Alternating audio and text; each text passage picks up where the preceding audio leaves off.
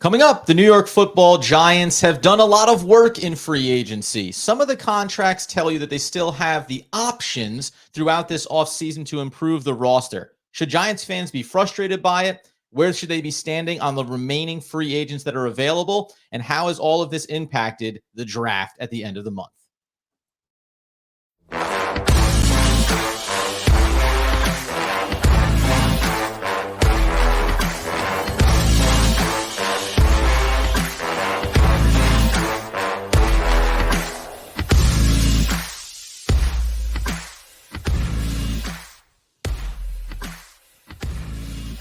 Yes, my friends. It is OGP, the One Giant Podcast, where we are your hosts over there, the healthy, wealthy, and wise Mr. Andrew Makowitz, seasoned generational ticket holder for your New York Football Giants. And I'm Adam Arbrecht, breaking down the Nets on the Locked On Nets podcast, the Devils on the Devils Puck Luck podcast. I've even got the debut episode of the Red Bulls Review podcast coming out this week. I just need to talk, Andrew, and nobody's willing to listen unless I sequester them on the internet.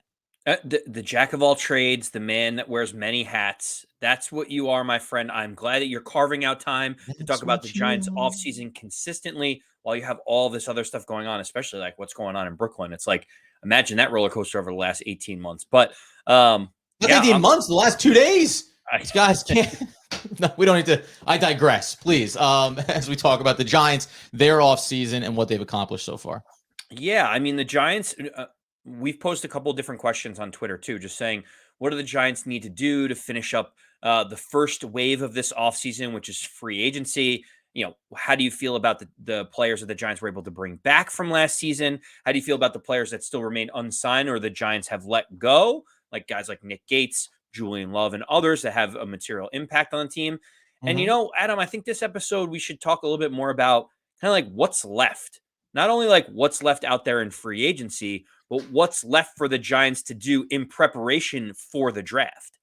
Yeah, last week I went through, and obviously, so the Giants, they shored up the linebacker position onto the free agent market. Maybe not at the highest level that fans initially hoped for. Also went out and shored up the wide receiver room, bringing back Darius Slayton, adding a Jeff Smith, adding a Jamison Crowder. Now, when you first look at that, and also a Paris Campbell, by the way, you know, I talked about those guys in depth last week, and you can go check that episode out. But it's funny because after all of those things happened, it's to your point.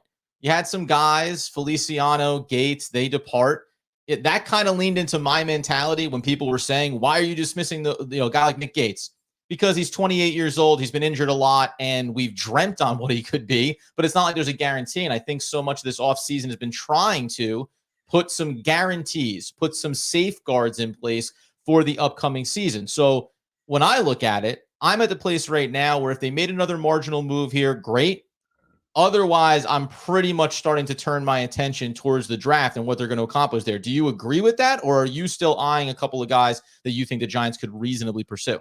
Well, I want to talk first about kind of where the Giants sit, and we talk about the signings just as a whole, Adam, because what I think is important is people say, well, people are frustrated and upset about the Giants wide receiving core and some of the signings that they have made because they haven't gotten an Odell Beckham or they haven't gotten a DeAndre Hopkins or whomever the latest and greatest name is that might be available for a king's ransom. The issue that I have with people saying we're just rolling it back, it's the same old team because we've got Daniel Jones, Saquon Barkley, and Darius Slayton again. Yeah, like let's keep in mind where this New York Giants team was going into the offseason and where they are right now. And I don't know if you have thought about this yet. The Giants' leading wide receiver in catches last season is still a free agent on the free agent market, which means there is no market out there for Richie James right now. So the Giants' leading receiver is still on the market. The Giants' number 2 cornerback, Fabian Moreau, still on the market. No one seems to want to pick him up. The Giants' starting inside linebacker, the person that was second in tackles on the entire team, Jalen Smith, still on the market. You're talking about 3 premier positions for the Giants, and those positions, they were our best available players in those positions, and no one in the NFL wants to sign them with no draft compensation whatsoever. Like, doesn't that tell you the state of what we're trying to turn over here in some of these key areas? Oh, of course. And it's funny because, and this is, I'll tie in because it's a throw-in bonus kind of piece to this discussion we're having today, which is Brian Daboll saying we still have a lot of work to do. We're going to turn over 30 to 40% of our roster from last year to this season. You and I talked about that 2 years ago. We talked about it last season. We're talking about it this season. And to your point, even though, and I said this, and I'm excited about what the Giants are going to be able to accomplish this year. But remember, you just listed 3 starting players for the New York Football Giants this past year that can't find a job right now. And that's not because they're asking for too much money. That's because the market is looking at other free agents, younger free agents, potentially draft assets or capital that they want to utilize to fill those needs. That's the state of this Giants roster still. There are still really big holes. Now, some of them are predicated on injuries from last year and players having to fill in. So the Giants do have some viable options that are going to be a part of those discussions. But either way you slice it, there is 17 games on Sundays, some Thursdays, some Mondays, maybe some Saturdays, that the Giants are going to have to really fill big needs here. And I guess I'll throw it back to you on, do you think that the injuries that put some of those players into starting roles last year are going to rebound and help fill those areas of need? Or do the Giants need to address those very clearly still in free agency or in the draft? Yeah, we talk about turnover. About 20% of the roster usually turns over when you talk about new free agents coming in, free agents leaving, the draft, etc. So New York, baby. there's going to be some turnover, Adam. And when you think about it, I mentioned a couple of them. I didn't even mention different rotational pieces that were key contributors for the Giants down the stretch that helped them win playoff games. Guys like Tony Jefferson, guys like Landon Collins. O'Shane Ximenez still is not on a roster either, and he was an edge rotational piece for us. So when you think about like the Giants having to turn over this roster, there are areas where they're getting better, and you would think Bobby Okereke is clearly the best linebacker that we've had. He might even be better than when we signed Blake Martinez in that area of need in terms of his age and what he's been able to do. Oh, yeah. And so for me, when I just think about how we've turned over this roster, there's still plenty more to do. I like what Joe Schoen and Brian Daboll have done. I like the addition of Paris Campbell. I think obviously he's been off injured, but when he's healthy, he showed that he was a very, a good serviceable wide receiver on a 1-year deal with not a multi-year commitment. That seems like a great deal to me. And obviously Darren Waller enters it as an offensive weapon. But yes, the Giants still have work to do. In my opinion, I don't think they should really be focused on any other wide receivers in the middle to upper tier of free agency at this point. Like, I think you and I both agree within the first few rounds, however they want to do it, they need to find a wide receiver that they want to develop in the system. Yeah. I mean, is that pretty fair to say that you feel the same way as me? Yeah, of course. And you brought this up when we were getting ready to do this episode about where some of these contracts lie for Smith, for Crowder, who's the other 1-year guy that we got on here with who's the other guy? Sterling Shepard, for crying out loud. But so, if you're a Giants fan, you look at it and you go, well, yeah, you brought in, 3 more wide receivers and you brought back Darius Slayton, but what did you really accomplish? To me, and I said a little bit this last week, so I'll just briefly re-summarize. You brought in safeguards. The idea is Wan'Dale Robinson's coming off of an injury, so if Jamison Crowder needs to fill in for a few games early in the season, great if he shows up in camp and looks good as a 31-year-old veteran. Or if Paris Campbell, technically entering the prime of his career, hasn't been able to stay healthy. Fascinating stat that he's never played with the same quarterback back-to-back seasons going all the way back to high school. So he's never had consistency, but he's never had consistency from a health standpoint. I think the Giants, for the most part in free agency, said, yeah, we're going to take some shots on some guys. I actually think that Crowder, he probably is the guy that you would say he can show up. Last year with the Bills, had an injury for the first time really in his career. He could actually show up and be your backstop to other injuries on the roster. But ideally, maybe you actually get to cut him because there isn't a lot of guaranteed money, because when you get to the draft, you pursue a player that helps fill out where the depth chart stands. So I get fans wanting the big name, but I never looked at it as I never thought it was a viable option. And by the way, you went and got Darren Waller, so let's not act like they didn't go get a big-time wide receiver who also has his own injury concerns, if you want to look at it that way. I just never saw it being viable that you were going to go spend $15+ million, whether on the open market or via trade and new contracts, on a wide receiver, because just like what you said, with the holes that you have on this roster, it's going to be really hard to allocate that type of money at a position like that, knowing you feel pretty good about the depth in the second to fourth round when it comes to that wide receiver group in the draft next month. Yeah, you mentioned Jamison Crowder. I agree with you. What you expect from Jamison Crowder, if healthy, is a guy that can catch 50, 60, almost 70 catches for you in a slot position. Richie James had 57 catches last year, and the Giants hated him for his fumbling, issues. Jamison Crowder can step into that role, and I think he can. At his best, Jamison Crowder is better than Richie James. I think we would both agree with that. It's just health concerns have kind of, challenged him, especially last year with the Bills. But what you mentioned with the contracts, yeah, Adam, when you think about all these signings and people getting all up in arms about all the different players, Jeff Smith's contract is not guaranteed. Sterling Shepard's contract is not guaranteed. Jamison Crowder's contract is not guaranteed. And so you have three guys where the Giants can evaluate them through training camp and decide whether or not they want to allocate resources to them. It's free lotto tickets to see if these guys can come back and perform. And when you think about where Wan'Dale Robinson is, we don't even know if he's going to be healthy for week one. You're really talking about Isaiah Hodgins, maybe Colin Johnson coming back, and Paris Campbell as the only ones that you think with any certainty will be in the mix to be starting week one. So the Giants still have work to do at the wide receiver position. I obviously think they need to address it early in the draft. But yeah, the whole idea that we're loading up on all these middle tier guys, it's like we're not allocating any resources to it. So why wouldn't you? If a player's willing to say, yes, I'll come in for no guaranteed money, why wouldn't you do it if you're the Giants? Well, and frankly, by the way, yeah, like you said, why wouldn't you do it? And frankly, when you look at these guys, not even perfect. I said this last week, but 500 yards from Paris Campbell in the upcoming season. That's not setting a high bar. It's not setting a low bar. It's just if he's reasonably healthy. Jamison Crowder, maybe 500 yards. Wan'Dale Robinson gets healthy, give him 500 yards, right? Darius Slayton back, give him another 800 yards. Yeah, you know what? There's worse ways to do it than to have viable options. And then you'll go to the draft. You'll bring in a guy that you think can be an elite player for you. But we know young players take time to develop in a system, learn a system. So you're also just putting some guys around and you can say, hey, weeks 1, weeks 2, can we have a veteran that we know has experience there? And just one other thing I'll say here that I didn't bring up, and somebody pointed this out.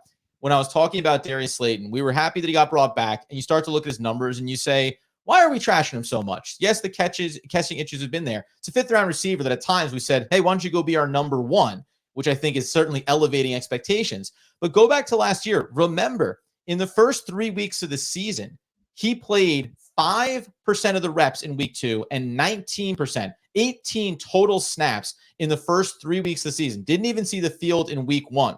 And he still went out and did exactly kind of what he does every single year. Gives you 700 yards, catches a couple touchdowns for you, had low in terms of receptions at just 48 this past season, 46, on 71 targets. But if you give him the first 3 weeks back, just give him another 10 targets in there. He's going to be a 50-plus receiver, which is what he's been for his career with the Giants. He's been over a 700-yard reception guy. You combine him with a reasonable expectation of Isaiah Hodgins just performing consistently and then adding in a Darren Waller. I think for Giants fans that are disappointed, and I think there's a big segment of them that are excited about Darren Waller, Bellinger now being able to play in behind him, and what you have accomplished. You've elevated the floor. We talk about it all the time. You have elevated the floor of this team and made the wide receiver room overall more consistent and hopefully more reliable, because Darius Slayton plays almost every single game of his entire career, as does Jamison Crowder, barring this last season. We'll see what happens with the rest of them. There are question marks. Yeah, moving away from the wide receivers, Adam, because there does feel like another hot button issue for everyone. And right now, that is the center position. And the issue that we have is John Feliciano goes out in free agency, signs with the 49ers.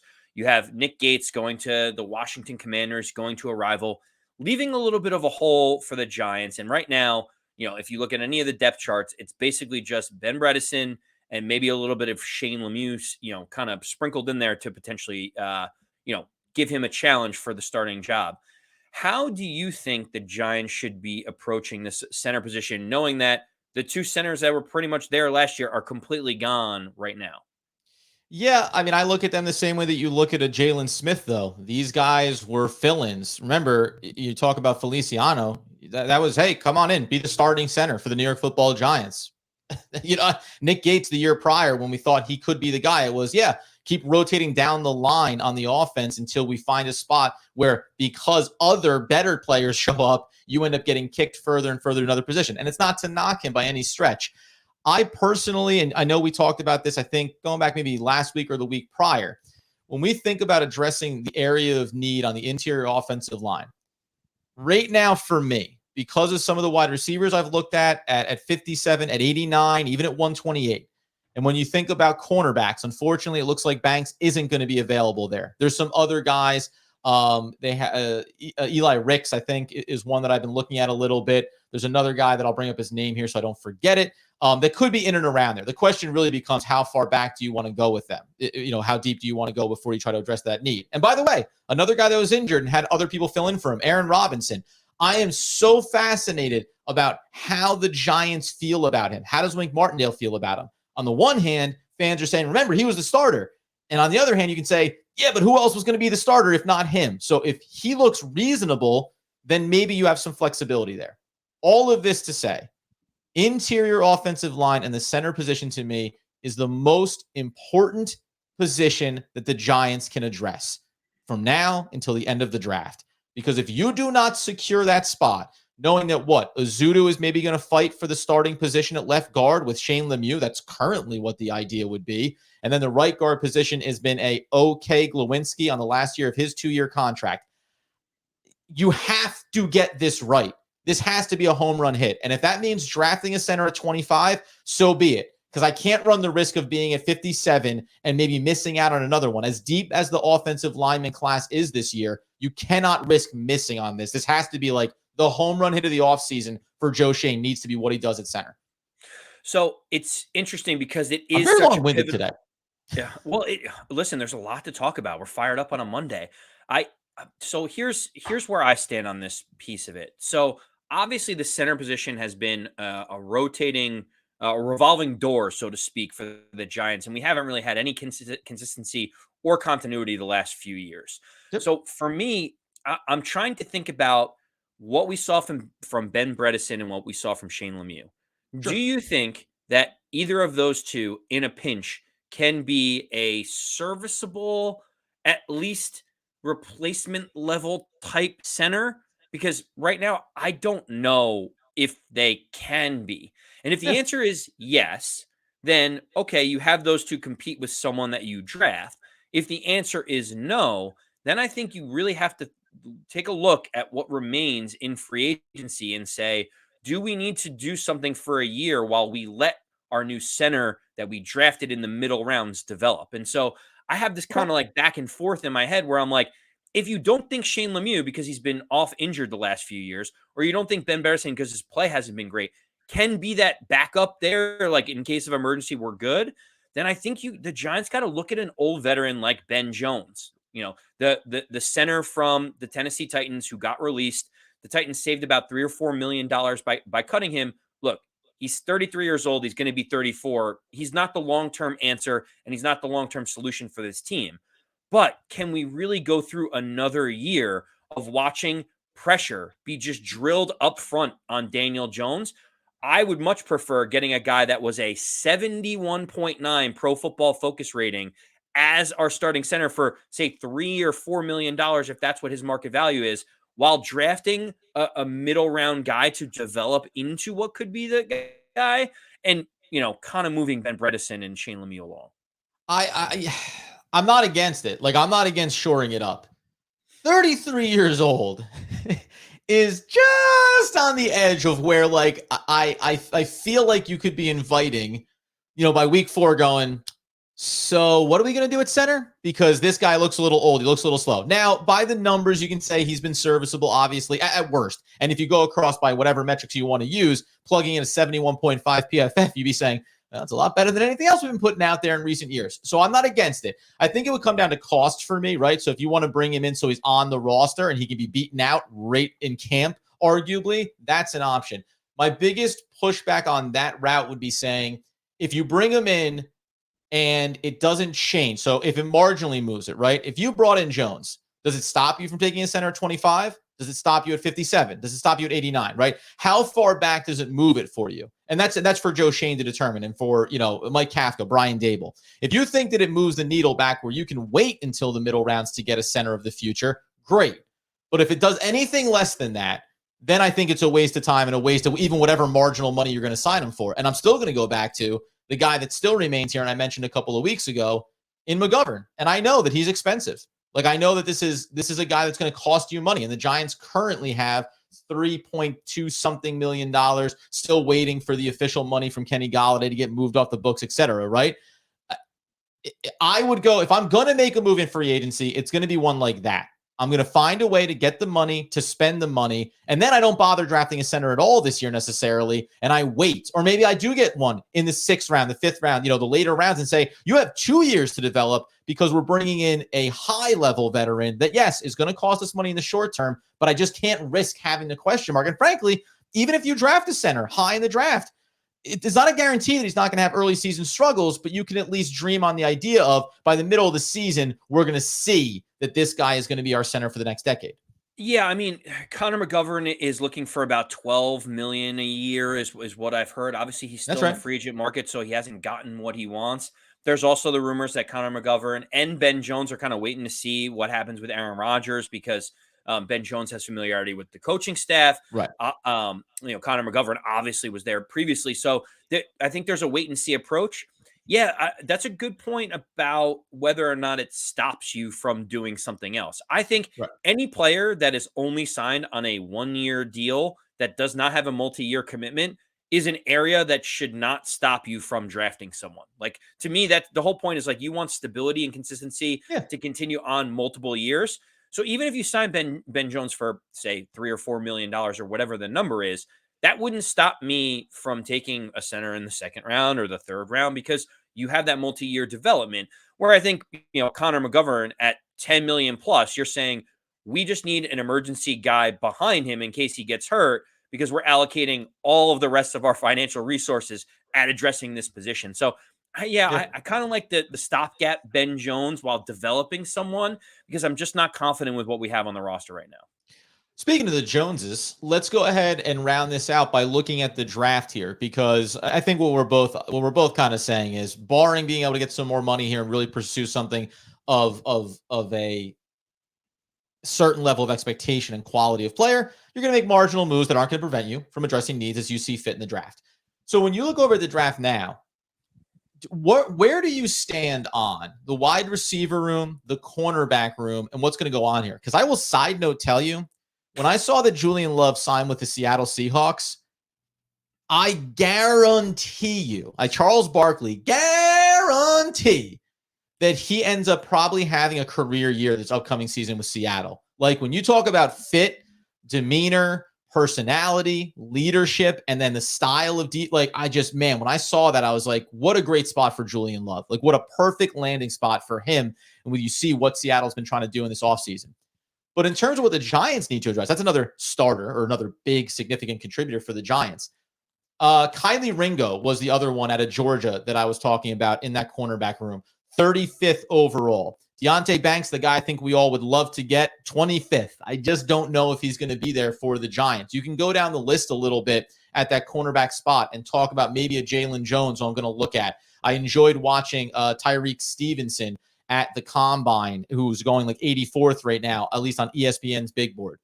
How do you look at that 25th pick?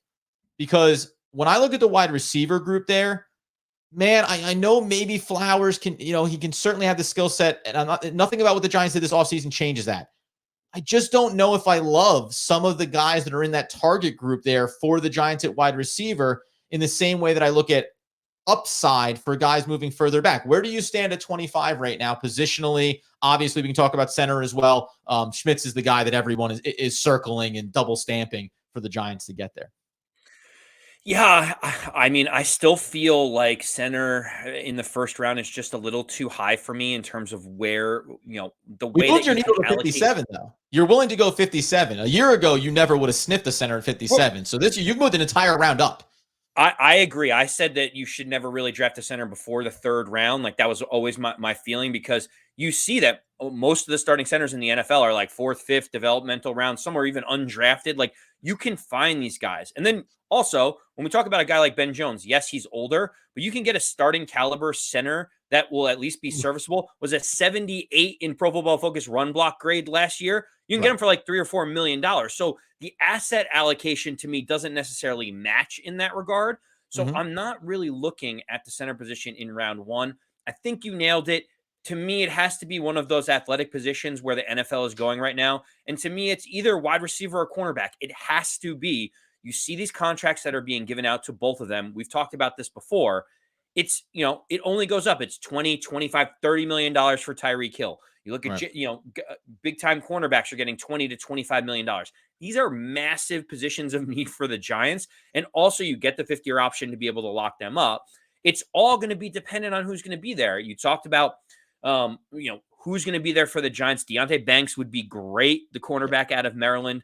A lot of people are saying he's moving up draft boards, so it's hard to predict that he will be there for the Giants.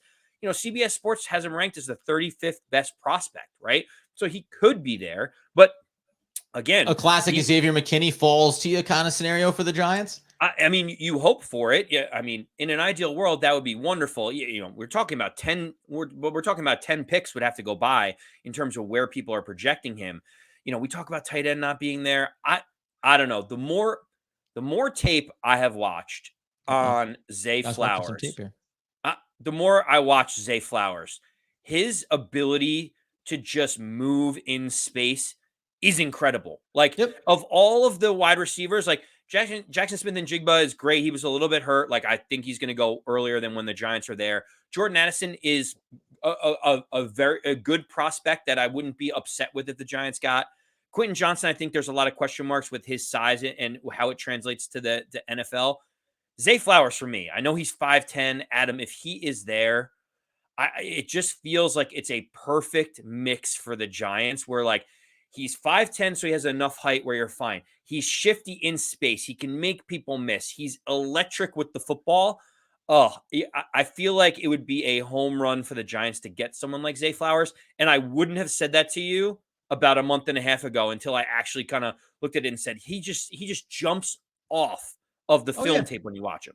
One of the best things I like about him, and a lot of the guys that I've looked at in this draft class, and I keep saying Jonathan Mingo, it's like, this is the guy. He's the guy that I'm circling. I'll watch where he goes. Like, this feels like my Amon-Ra St. Brown from that draft class, where wherever he ends up, if it's not the Giants, just go ahead and watch him because he's going to be a playmaker for a team out there in the league, if not Big Blue. But one of the things that I keep liking is seeing the physical, the physical size of a player. I mean, NFL ready body. You said it. Zay Flowers isn't a big guy, but he's got all the adult NFL starting, wide receiver muscles on him that makes you feel comfortable about putting him out there on the field, even being a little bit smaller. A guy like Wan'Dale Robinson, the second that he was drafted last year for the Giants, you said it when we talked about it. You were like, yeah, he's electric. I worry about the injuries. And by the way, he's one of the reasons why I think we don't even bother saying the name of a guy like Nathaniel Dell, because when you look at him, you want to talk about a guy that's a stud when you watch him on tape, but where's he going to go? How far is he going to fall? I actually have like a one eye on him of just being like,